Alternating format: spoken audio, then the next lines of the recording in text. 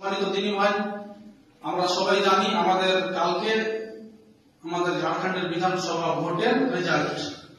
আমাদেরকে সবসময় লক্ষ্য রাখতে হবে, কেননা আমরা সকল মুসলমান ভাই ভাই কে গদিতে বসবে তার জন্য আমরা যাতে করে এক অপরের সাথে দুর্ব্যবহার না করি। এক অপরকে যারা হয়তো বিরোধী পার্টি আছে, হতে পারে আমি একটা কোন মানুষকে চয়েস করি, আপনি আরেকটা মানুষকে চয়েস করেন, হতে পারে জয় একজনেরই হবে, হতে পারে আমি জিতলাম, আমি যাকে সাপোর্ট করি। তো আমি যাতে করে কোন মানুষকে তাড়া মারে কথা না করি, কোন মানুষের আঘাতে যাতে করে মজা না দিই, তার আঘাতে কোন দুর্ব্যবহার না করি।